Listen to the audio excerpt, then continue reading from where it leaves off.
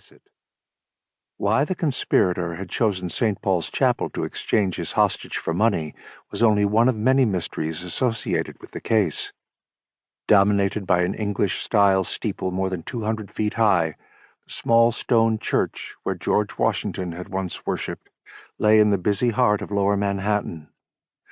The chapel's tall portico, supported by 4 massive Ionic columns, was particularly exposed, since it nestled right up to the sidewalk on Broadway. If secrecy was the conspirator's goal, Holmes thought, he certainly could have chosen any number of less visible places. Even the other end of the chapel, set well back from Church Street beneath a leafy yard sown with crooked tombstones and guarded by a high iron fence, would have afforded far more privacy. The ransom instructions had been very specific, however. The exchange was to take place in the portico and nowhere else. On any other night, Holmes's vantage point would have afforded him a magnificent view up Park Row, past the bulbous-roofed post office towards City Hall and the cluster of tall buildings occupied by New York's major newspapers, which jostled for a place on the skyline as fiercely as they competed for stories.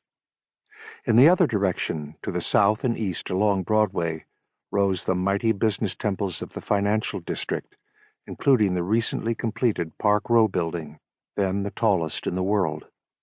This magnificent urban tapestry might have been on the other side of the world as far as Holmes was concerned, for in the fog and darkness he could see little beyond the tip of his long nose.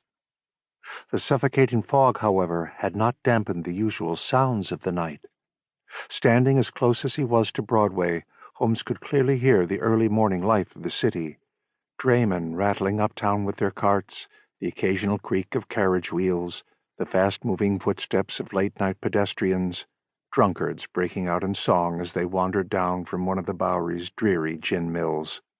Holmes, who had arrived hours in advance of the purported hostage exchange, welcomed these sounds, for otherwise there would have been nothing to occupy his senses except the rhythmic cadence of his own quiet breathing. Between breaths, Holmes sometimes encountered moments of astonishing silence, the one commodity thought unobtainable in the ceaseless din of Manhattan.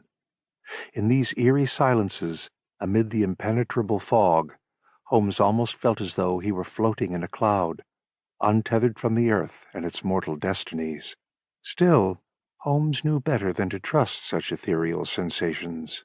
His nemesis, somewhere in the murk out beyond the circling tombstones, was very much of this world, and matters of life and death were at stake. At any moment, the conspirator would arrive at St. Paul's, supposedly to receive his illicit payment of $10,000 in cash, after which he was to turn over the woman whose kidnapping had electrified England. Holmes knew better, however, for the conspirator almost certainly planned a murderous double-cross. Abetted by the forces of law and order, Holmes would be ready for him. Watson was but a short distance away in the graveyard along Vesey Street on the north side of the chapel.